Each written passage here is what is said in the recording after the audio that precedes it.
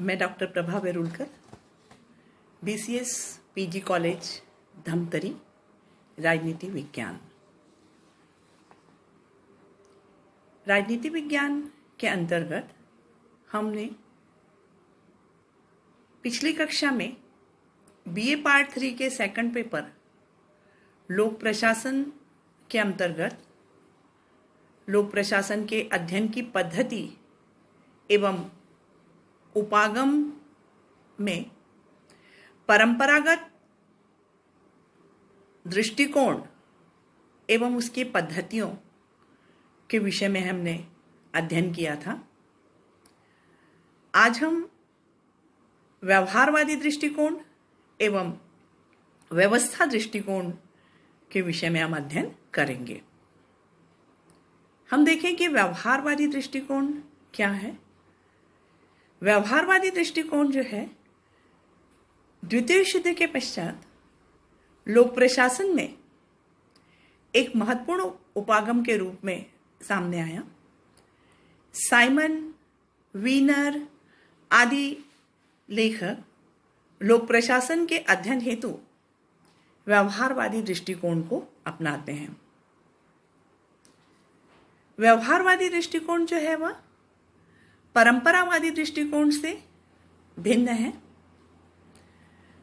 वास्तव में इसका प्रमुख उद्देश्य है कि जो भी हम अनुसंधान करते हैं उसमें अध्ययन व्यवस्थित होना चाहिए और आनुभविक पद्धतियों का प्रयोग करना चाहिए।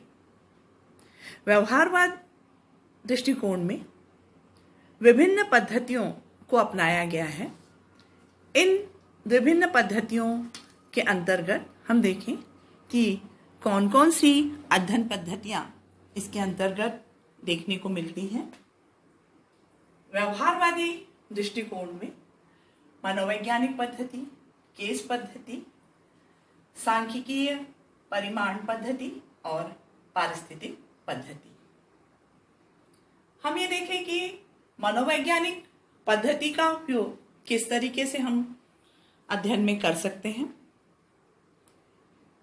प्रशासन के क्षेत्र में मनोवैज्ञानिक पद्धति का प्रयोग मिस फॉलेट ने आरंभ किया।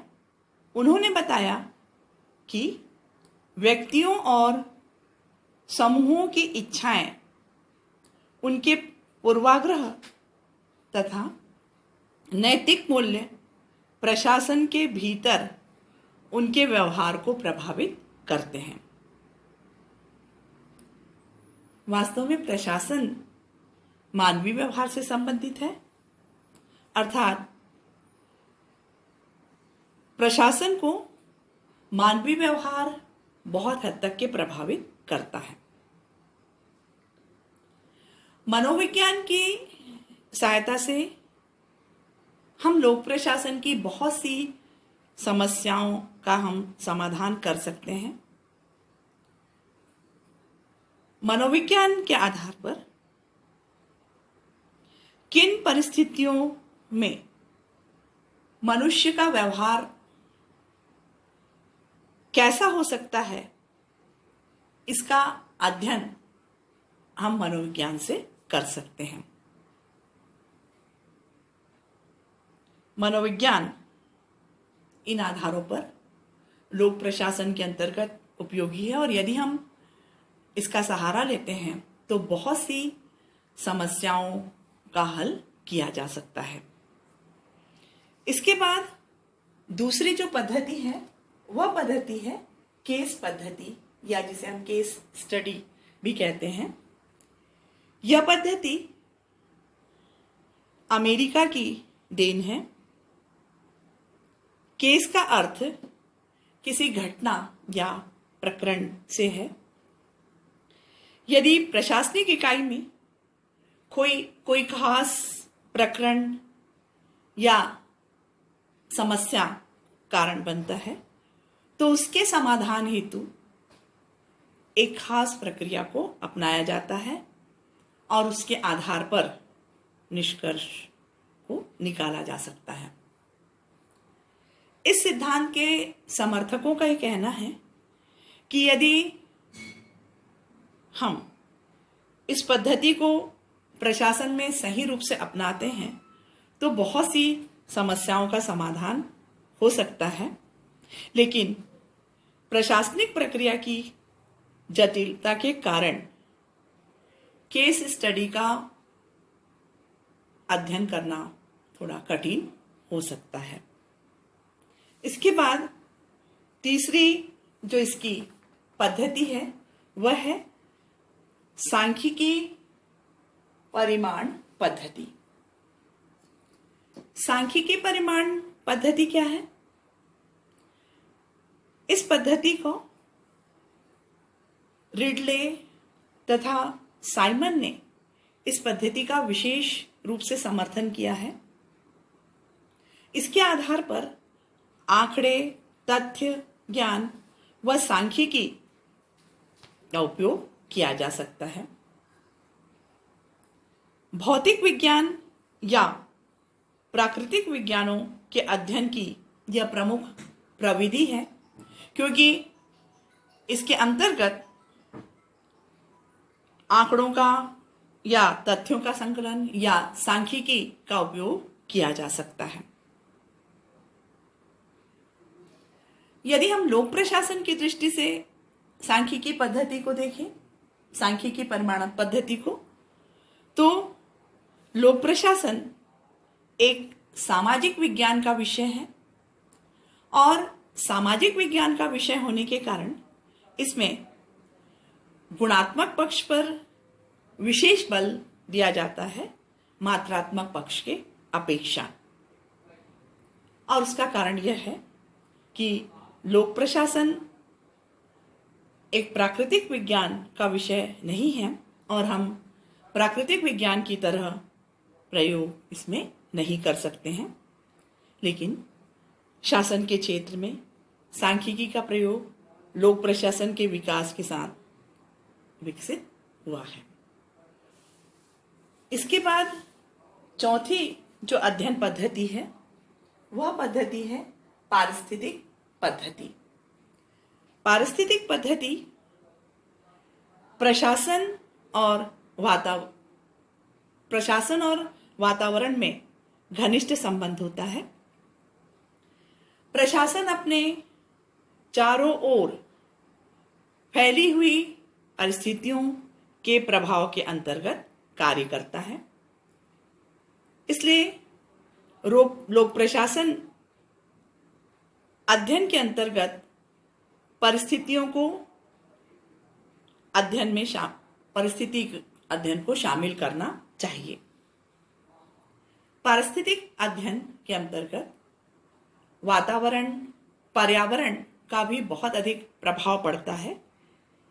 इसलिए यदि संगठन को जीवित रहना है तो उसे स्वयं निरंतर परिवर्तित होते हुए बाहरी वातावरण के अनुकूल बनाना पड़ेगा।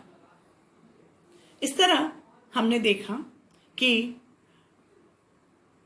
व्यवहारवादी दृष्टिकोण के अंतर्गत मनोवैज्ञानिक पद्धति, केस पद्धति, सांख्यिकी परिमाण पद्धति, पारस्परिक पद्धति को हम आवश्यकतानुसार हम इस पद्धतियों का प्रयोग हम अध्ययन में कर सकते हैं। इसके बाद इसका जो तीसरा जो दृष्टिकोण है वह दृष्टिकोण है व्यवस्था दृष्टिकोण।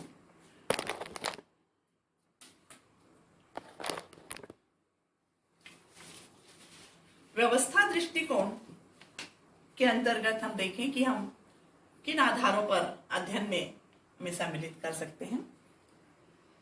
व्यवस्था दृष्टिकोण परंपरावाद तथा व्यवहारवादी से भिन्न व्यवस्था उपागम है। व्यवस्था प्रणाली के अनुसार संगठन का निर्माण किसी विशेष उद्देश्य की पूर्ति के लिए होता है। यह व्यवस्था शब्द जो है यह भौतिक विज्ञानों से लिया गया है।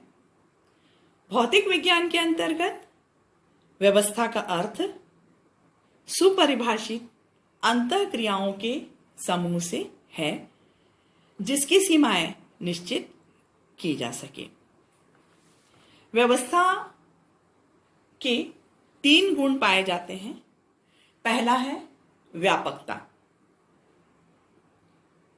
व्यापकता के अंतर्गत व्यवस्था के अंतर्गत न केवल उन अंगों को शामिल करते हैं जो विधि पर आधारित जैसे विधानमंडल, कार्यपालिका इत्यादि, वरन इसमें समस्त संरचनाओं को उनके राजनीतिक रूप में शामिल करते हैं जैसे जाति, धर्म इत्यादि।